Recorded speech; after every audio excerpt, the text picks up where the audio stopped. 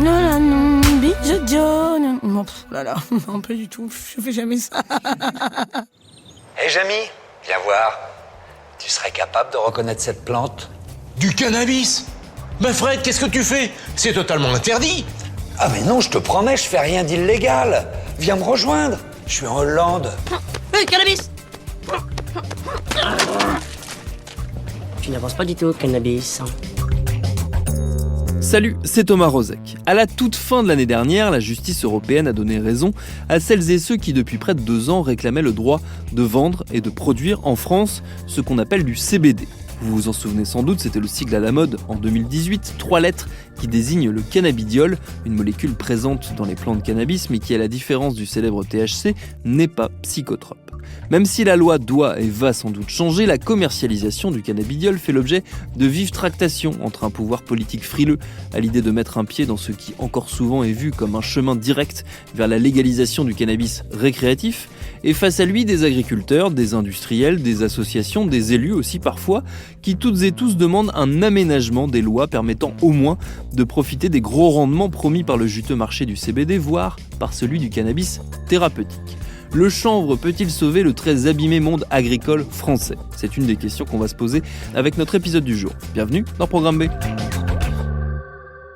Premier à s'élancer sur le sujet, un politique justement, le député de la Creuse Jean-Baptiste Moreau, rapporteur de la mission d'information de l'Assemblée nationale autour des usages du cannabis, élu La République En Marche, agriculteur par ailleurs, fervent défenseur des territoires ruraux et, vous allez le voir, de ce qu'on pourrait bien y faire pousser. Le cannabis souffre d'une espèce d'imaginaire autour de lui qui empêche toute évolution législative et même la réticence de certains agriculteurs au début. Alors c'est moins le cas maintenant que j'ai fait un peu de communication et du coup en Creuse, on a moins cette réticence-là. Mais au départ, voilà, le cannabis, pour tout le monde, c'est le pétard. Il souffre de ça, alors qu'on sait très bien que un certain nombre de molécules sont parfaitement indispensables pour le traitement d'un certain nombre de maladies.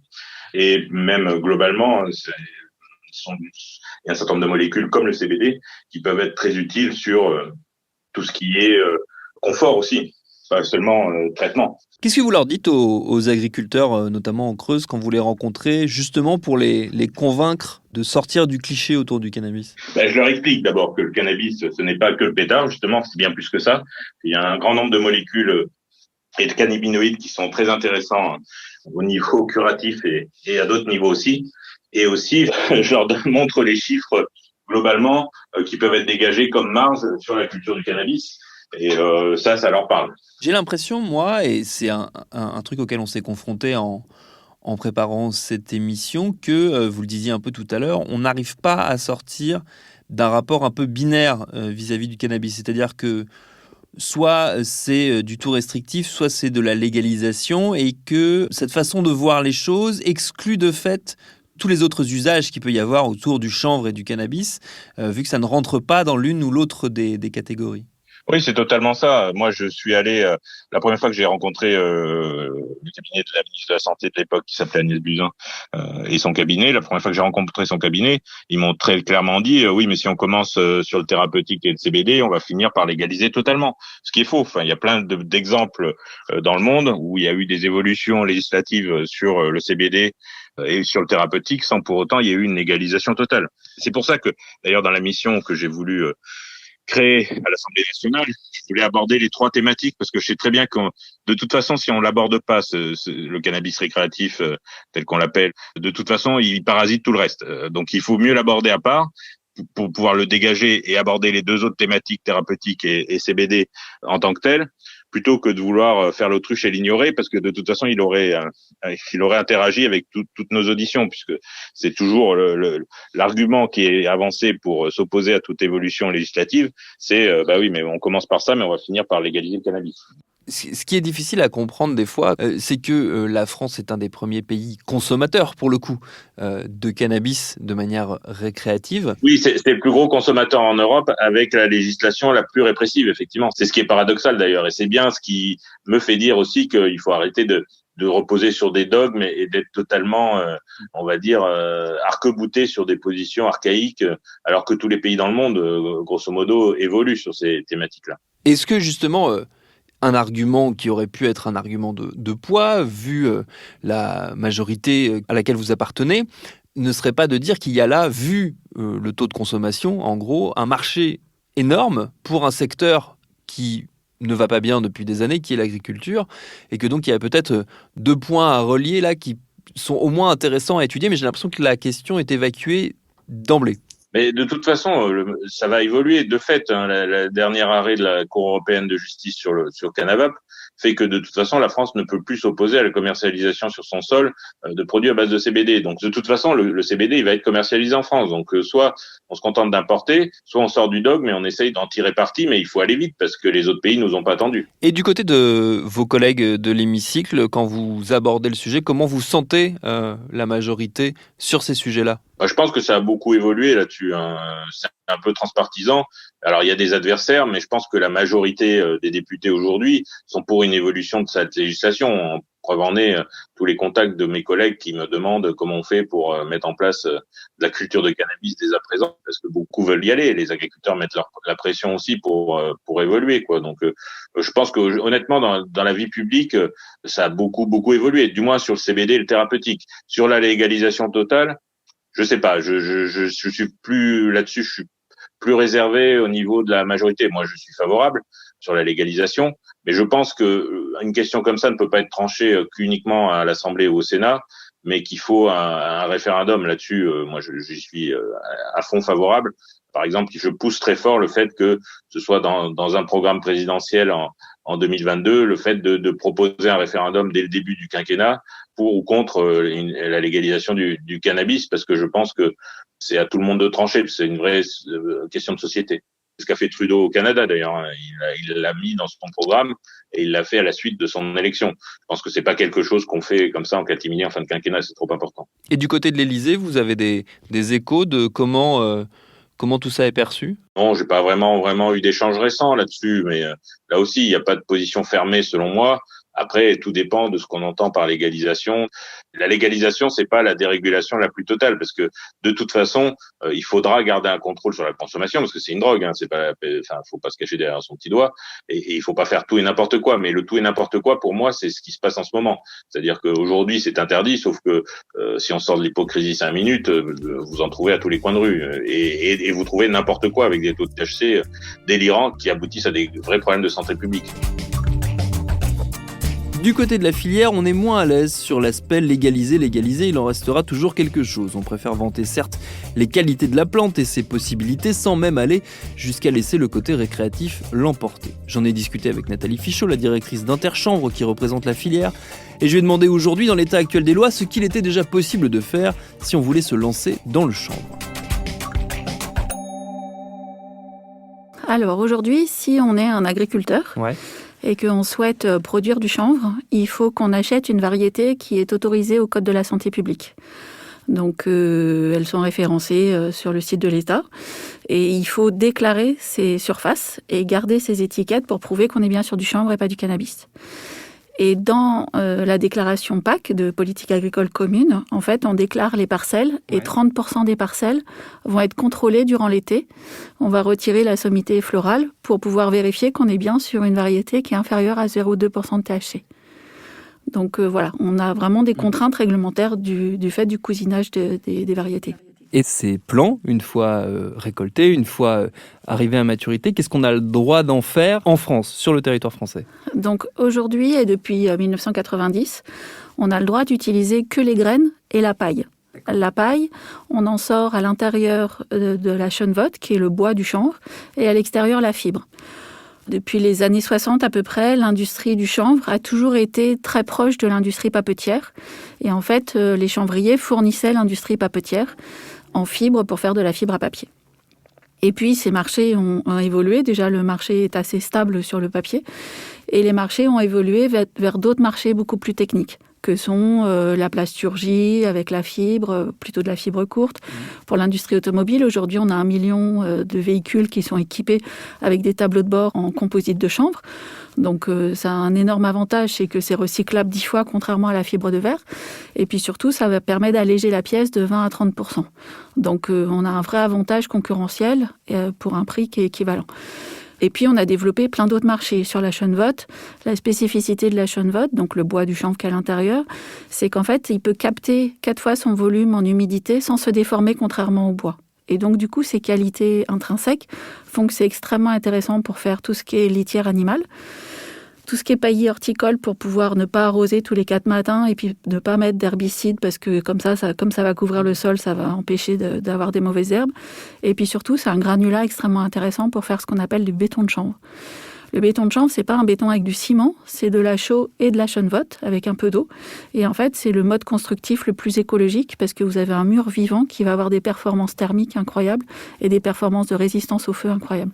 Ça représente quoi en termes de personnel, de poids économique et social, en gros, si je le dis très, très largement, cette filière-là en France aujourd'hui? Alors, en termes de poids par rapport au monde agricole, ce qu'on appelle la SAU, la surface agricole utile, on est une micro-filière, on représente 0,06% de la SAU. Donc on est vraiment tout petit. En termes de poids social, dans les chanvrières, on a à peu près 300 salariés. Et sur les entreprises qu'on forme, on a formé plus de 1300 personnes aujourd'hui, 1300 architectes ou surtout des artisans, à mettre en œuvre en fait ce matériau. En termes de poids économique, ce qu'il faut voir, c'est qu'en fait, les chanvrières, donc la première industrie qui va récupérer les pailles et qui va défibrer, c'est-à-dire séparer la Chêne-Vote de la paille, aujourd'hui, on en a 6, qui représentent donc les 300 personnes dont j'ai parlé.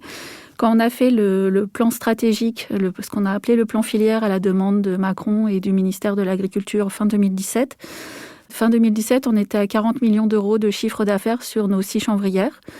Là, on est en train de faire la nouvelle version et sur le chiffre d'affaires de l'an dernier, on est à 60 millions d'euros de chiffre d'affaires. Donc, on est vraiment sur un développement de surface et un développement de business extrêmement important. Et on a extrêmement développé la notoriété du chanvre en 3 ans et demi, 4 ans. Ça démarre vraiment. Et on essaye de développer davantage toute la partie alimentaire avec la graine, qui n'était pas très développée jusqu'à présent, parce que comme je vous disais, c'était surtout le marché de la fibre qui était le marché dominant auprès des chanvrières. Mais on sait que la graine représente 11% du poids de la plante et 21% de sa valeur. Donc on cherche vraiment à développer. Et là, on a tout un programme pour développer tout ce qui est restauration hors domicile, tout ce qui est alimentation du sportif et autres alimentations.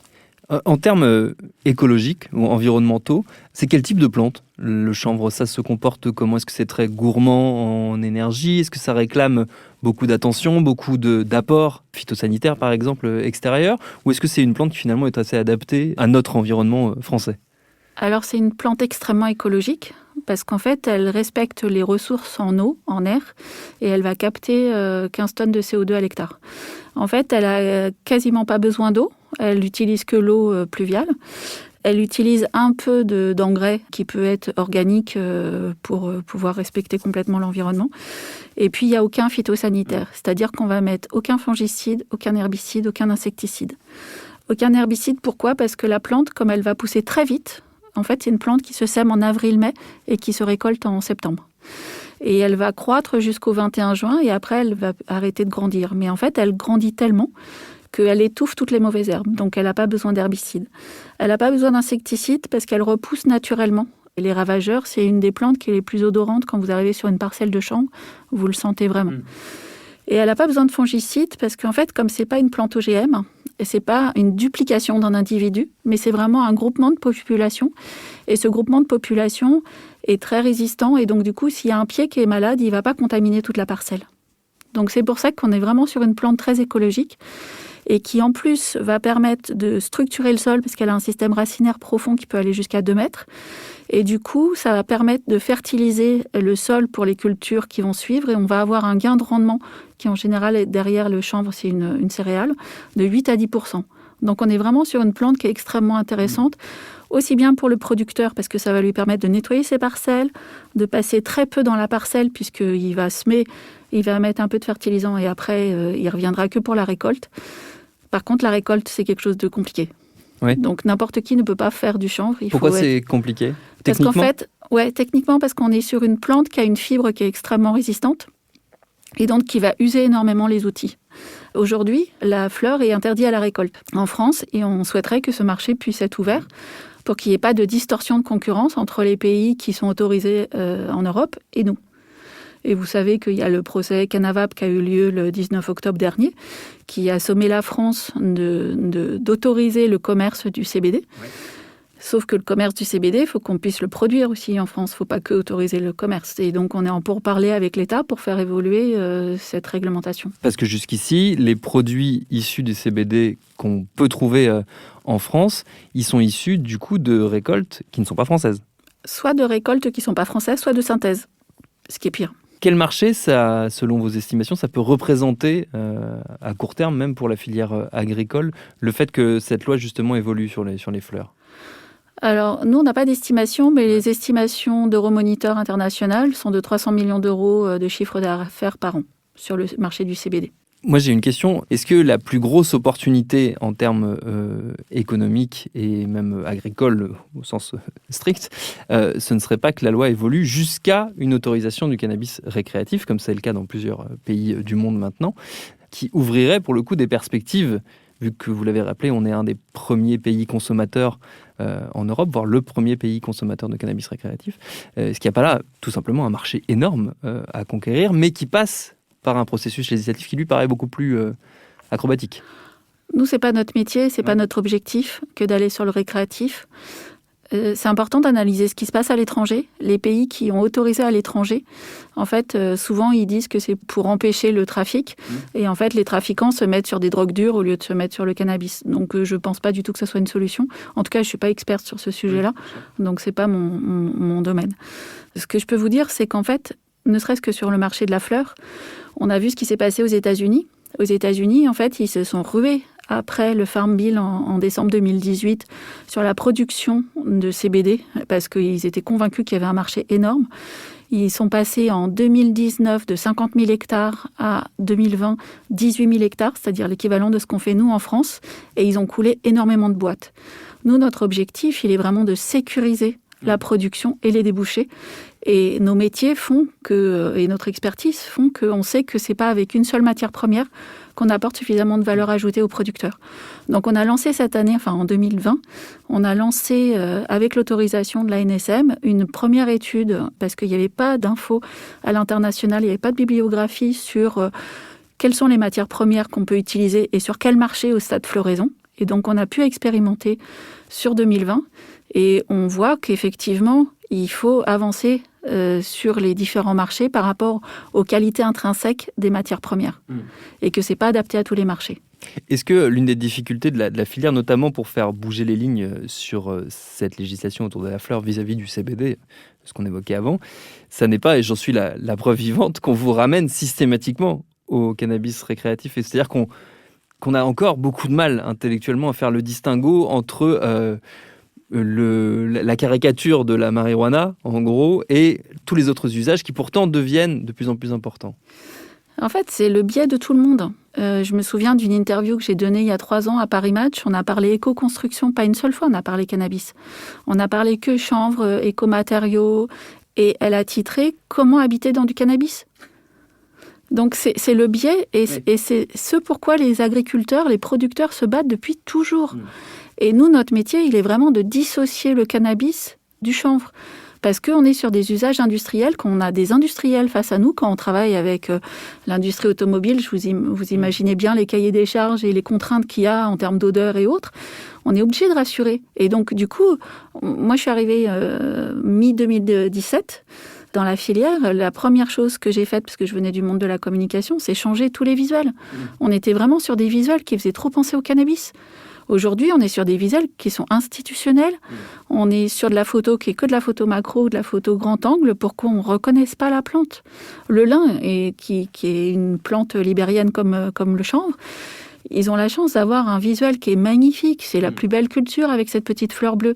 Nous, on a un visuel qui nous défavorise et donc on a vraiment pour objectif de dissocier au maximum. Ce qui est compliqué aujourd'hui avec le marché de la fleur, puisque le marché de la fleur, les gens qui communiquent sur le CBD, ils communiquent toujours sur la feuille du chanvre. Du côté du politique aussi, malheureusement, on retrouve ce biais. J'imagine qu'on vous le ressort systématiquement. Est-ce que là aussi, c'est pas un frein ? Si, parce qu'il y a des politiques, comme certains rapporteurs de la mission d'information, qui sont pour la légalisation. Et nous, je vous dis, c'est absolument pas notre métier ni notre objectif. Mais si ça devait être le cas, de manière purement hypothétique, j'imagine que la filière la prendrait les choses de manière industrielle. Les industriels, ils disent qu'à partir du moment où il y a un marché, ils seront là pour produire. Donc voilà, ils sont là en tant qu'industriels pour faire du business.